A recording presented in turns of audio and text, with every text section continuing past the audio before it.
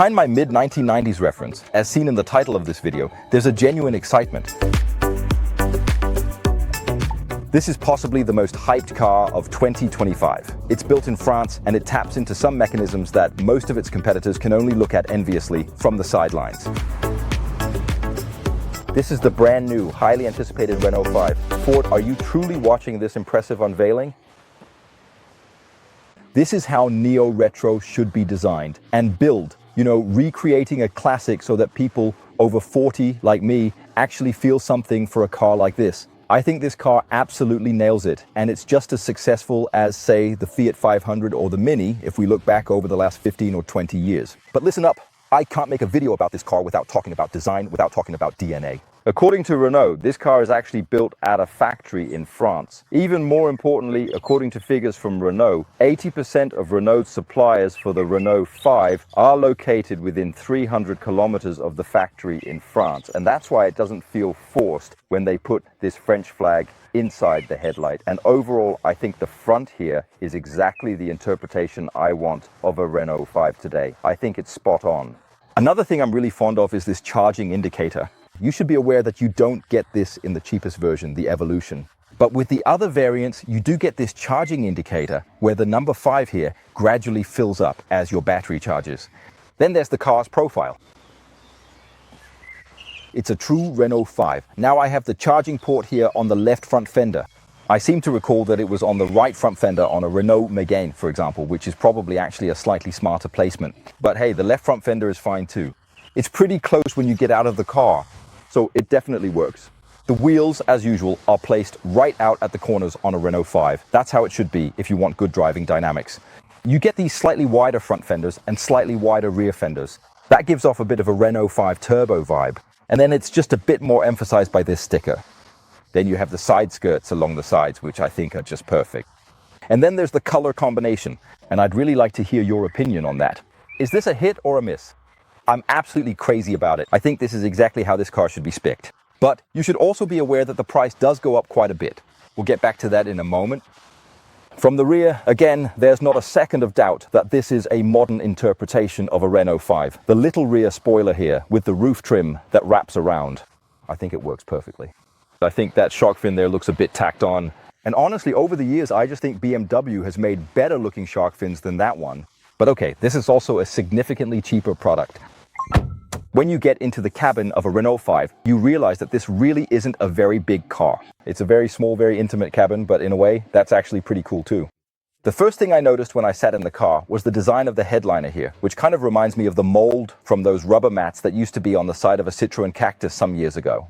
Besides that, I have to say that the materials here in the cabin, especially these seat fabrics on the door panels, are part of the iconic package. If you choose a techno version, then you get a different interior. And I'm actually quite fond of this yellow and grey, but Teresa, my wife, she saw it and came along for a drive in the car and all that. Then she thought it was a bit grandma-like, and I have to admit, I started feeling a bit unsure about myself. But I still think it's cool. The choice of materials overall is very much plastic fantastic. But remember what kind of car this is, and not least what the original Renault 5 also stood for. I don't think it was built from premium materials. You have this faux leather here on the passenger side with these yellow stitches. It's kind of BYD-like, but actually pretty cool. And then there's this Renault 5 logo also on the passenger side, right above the glove compartment, which again is part of the iconic package. By the way, this Renault 5 logo can change color along with the rest of the ambient lighting, which is a bit sparse, to put it nicely. Then there are a lot of tactile buttons. You have tactile buttons to control your climate system. You also have tactile buttons over here for some light controls. There's also very, very easy access to turn off your ADAS systems. Then there are a ton of buttons here on the steering wheel. They're not tactile, but they're not really touch either. They're more like panels that you can press around on.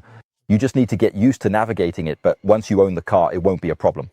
Your multi-sense button changes your driving modes, and then you have no less than 1, 2, 3, 4 stalks around the steering wheel.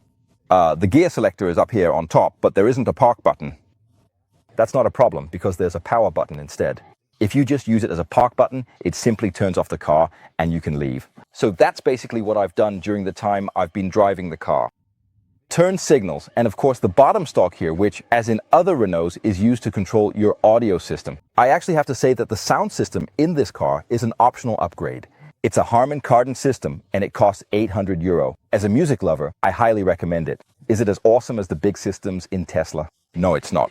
But when the cabin isn't any bigger and you have a subwoofer in the trunk, it really packs a punch. And it just adds a new dimension to listening to music in the car and puts a slightly bigger smile on your face. Then there are these two screens, each just over 10 inches, that you have in front of you here. It should be mentioned that if you choose the smallest version, this Evolution variant, there's a slightly smaller driver's display, and you also don't get Android Automotive in the infotainment screen. But in the other models, you do get Android Automotive. That means Google has developed the software here for the car, and it's not just the software you see here on the screen. It's also the software that controls some technical aspects you, as the car user, won't be able to tamper with. There are a lot of cool things about this system. You have a Google Play Store where you can download various apps. There are also some cool widgets, and you also have pretty easy access to things like controlling your seat heating, steering wheel heating, and so on. But what I want to spend a little time talking about is the car's navigation system. Here you naturally get Google Maps, and it's an incredibly good route planner. This route planner, of course, has estimated state of charge. That means it estimates how much charge you'll have when you reach your destination or charging stop, and it preconditions your battery. Basically, it's what you would expect from the software in a modern electric car today. This is the back seat of the Renault 5. It's not exactly a space extravaganza.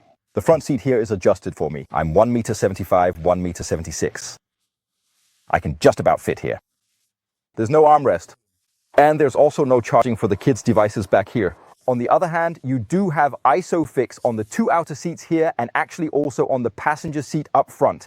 There's a completely flat floor which gives decent space. And of course, that's because this car is built on a dedicated electric vehicle platform. The material quality back here is what you would expect. Everything is fine. By the way, some really cool door handles here. I really like them. They give the car some clean lines. Now it's starting to rain, so I need to hurry up just a little bit. Quite a high boot lip. This car has the Harman Kardon sound system, and that's why there's a subwoofer down here.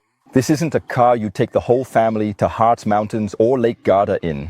There's also no frunk in the front, which is of course a bit disappointing. But that's for you to decide whether this is sufficient for your needs.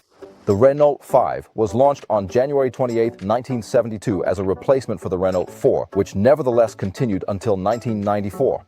The first generation of the Renault 5 ran until 1985, after which the second generation, known as the Super 5 or Super 5 or Super 5, took over from 1984 to 1996. The Renault Clio was introduced in 1990 as the official successor, but the 5 continued in production. The Renault 5 was France's best-selling car from 1972 to 1986, with over 5.5 million units produced across the two generations. If we just quickly take an overview of the different variants, because it can be a bit of a jungle, according to Renault themselves, there are about 200 ways you can configure a Renault 5. So let me just give you a broad overview in simple terms. There are 4 basic variants.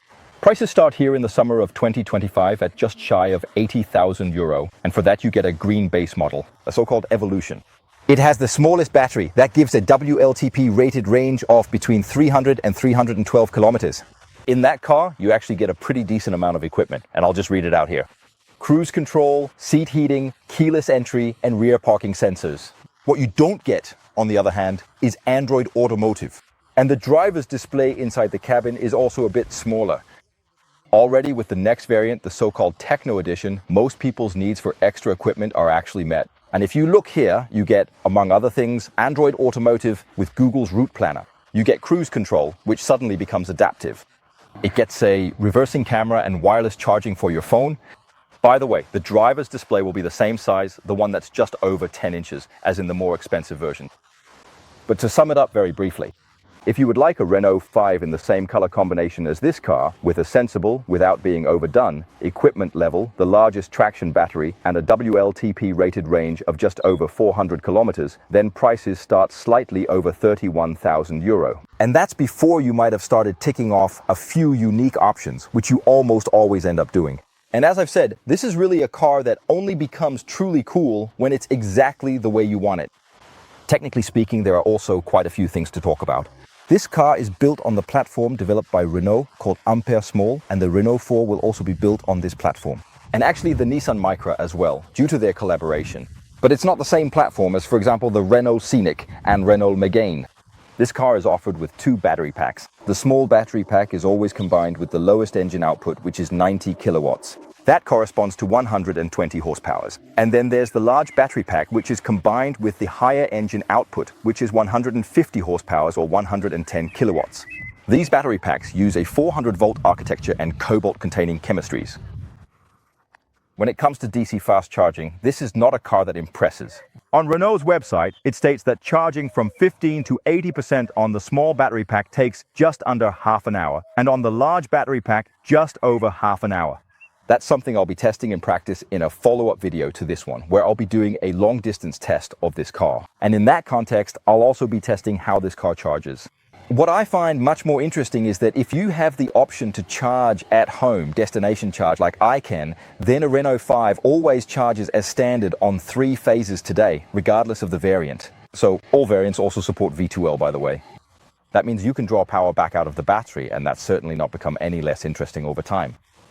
As things stand right now, you can only order a Renault 5 with front-wheel drive. And as I mentioned, there are 2 battery sizes. The large battery is paired with a motor variant that delivers 150 horsepower, and the slightly smaller battery has 120 horsepower.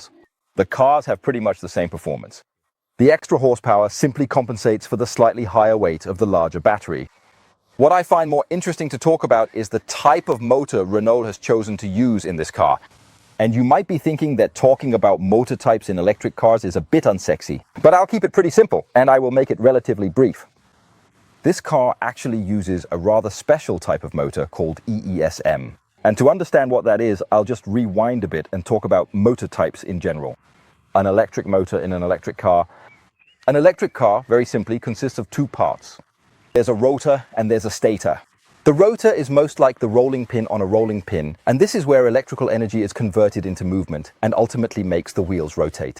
The stator is the housing where the rolling pin sits inside, and in that housing you control a magnetic field that can pull the rotor around. Basically, the rotor can be set in motion in 2 different ways. You can equip the rotor with a lot of magnetic rods, and then they are affected by the magnetic field from the stator. You can also create an electromagnetic field instead, where you supply current to coils and windings to make things rotate. And that's what has been done here. Here they have avoided using these magnetic rods. There are a number of advantages to this. The biggest advantage is that you don't need to use these rare earth elements to make the magnets. On the other hand, it does require you to control the magnetic field in a slightly different way. That can take a bit more energy. But Renault claims that with this EESM motor they've put in this car, they've now managed to control the energy so well that they're approaching an energy efficiency that's the same as what you would get in a permanent magnet motor. Furthermore, this is quite a new generation of EESM motor, where previously slip rings and brushes were used to transfer current down to the rotor. Now you could say it's done wirelessly. It's a somewhat more complicated process, but it actually means that this motor has very few moving parts, very few parts that touch each other, and very little wear, and therefore also a very low need for maintenance. At least in theory. Listen to this. A very, very subtle sound that tells me I'm driving a bit too fast. If I don't want to listen to that sound, I can just press here twice. 1, 2. The sound is gone. The car I'm driving here is a car I've borrowed from Renault Denmark, that is, the Danish Renault importer. They are not paying me to make this video. There is no money between us.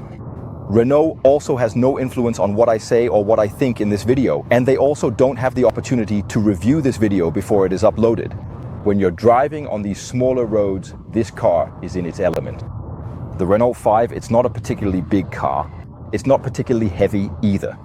The steering is also set up for a bit of fun. In other words, this is a small and agile car that puts a smile on your face when you drive it, and I think that's awesome. The car is well damped. It's just firm enough without being annoyingly hard. It should actually be mentioned that the rear suspension in this car is multi-link, and you might not know what that is. But multi-link is the same solution that BMW, Audi, Mercedes and so on use in their premium cars to make them drive really well. So that's the solution they've chosen for the rear of this car, and I really think that's awesome. It shows that Renault really cares about this car's driving dynamics. If you use this little button down on the steering wheel, the one labeled Multi-Sense, with that button, you can choose between your different driving modes. There's Sport, Eco, Comfort, and you also have an individual mode, meaning a custom setting that you can configure yourself. And in that mode, you can adjust the steering, throttle response, and so on. Of course, you can adjust the steering because this car comes with an electric power steering system. Most cars have that today, and that's what allows you in many cars to choose whether the steering should be heavy, medium, or very light. While we're on the technical side, I don't think I've mentioned yet that this car can be equipped with a tow bar, but it's limited to 500 kilos. Of course, that's enough for a camplet or a garden trailer, and maybe that's more than enough for you. Another thing I should mention while we're talking about technical features is that all Renault 5s, at least those sold in Denmark, always come standard with a heat pump. Now I'm approaching a full stop sign. I've just released the accelerator, and this car can drive in both D and B modes, a bit like what you know from the MEB cars. The ID3, 4, 5, Skoda Enyaq, Elroq, Audi Q4, and so on. And that means the car uses regenerative braking as soon as you let off the accelerator. Unfortunately, just like the MEB cars, it doesn't brake all the way down to a complete stop, so you don't get a true one-pedal drive. Let's also try testing the brakes, because I actually think they're pretty cool. I'm driving just over 80 kilometers per hour now. There are no cars behind me. 3, 2, 1, go. 19 meters. Just to put that in perspective, I've only had one other car out of all the cars where I've measured braking distances. I even think it was a bit downhill here. So we've gotten down to 19 meters. And that was the electric G-Wagon here recently. Otherwise, the best cars, I'm talking about cars like the Polestar 2 Performance and so on, they've managed to get down to 21 meters. Another thing I'd also like to talk a little bit about is the car's lights. The other day I was out driving at night in this car. The car doesn't have matrix headlights, it has LED headlights, and it's just regular high and low beams. I think the headlight output is decent, and the same goes for the headlight control. But if you're used to matrix LED headlights, then this is definitely a step down. On the other hand, the car's light signature is actually really nice. I think they've done something really cool design-wise with the car's lights. Then there are the car's assistance systems. You need to pay attention to what you get in your equipment package, or if you need to add something extra. This car here has it all. And that means you get a really awesome auto steering system. And for example, if there were a cyclist or something else on the side of the road that you needed to steer out over the lines for, well, you just do that. So you steer out over the lines, the steering wheel vibrates a little, but it lets you go out, and then you can just drive back and you can position yourself in the lane where you want to be, and the car will keep you there. It's really awesome. Another thing that's really great about the assistance systems is that the car can automatically comply with the current speed limits. And it actually does this really well, just like I've praised, for example, with the MEB cars.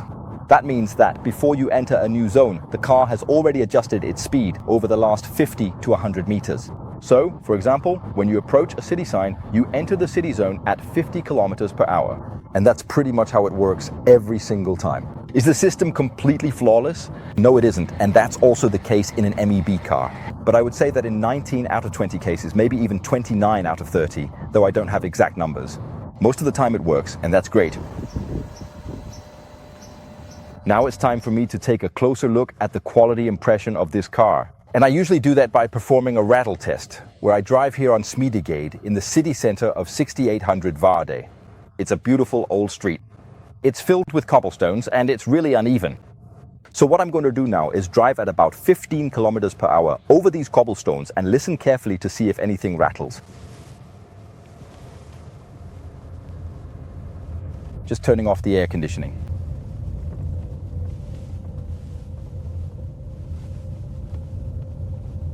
Yeah, there's a little bit.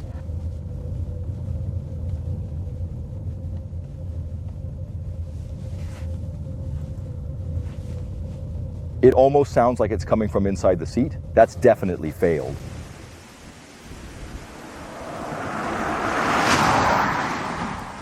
This is a car that really has a lot going for it. It has charm, it has confidence, and it actually has a gorgeous paint job too, if you ask me. I actually asked the question about this color combination. I posted that question on my Facebook page, bila.tv, whether it was a hit or a miss. And there was quite a lot of activity around that post. Overall, people are excited, with some mixed feelings, of course. I'm a fan. By the way, just check out how when the sun hits the paint here, there's almost a pearlescent effect in this yellow color. It looks super cool. It really pops here in the sun. Furthermore, and I haven't mentioned this in the video, I actually think this car just seems to be really, really well put together all around. It all almost sounds too good to be true, but I'm making another video with this car, and in that one I'll go hardcore on the car's range, its consumption, and how the car's software helps you on long trips. Naturally, I'll be driving around Ringkøbing Fjord, doing a country road test, and I'll also do my Odense challenge, where I push the car to the max on the motorway. If you'd like to see that video, I'll release it a few days after this video has been published. Right here, there's a video. It's about electric cars. YouTube's algorithm tells me that you'd probably like to watch it. And right here, where I'm standing, lost in my thoughts maybe, you can click if you'd like to subscribe to my channel for free. If you like the video, give me a like. Otherwise, you'll find different links in the video description. Also, remember to take care of yourself and each other on YouTube, and please be polite in the comments section.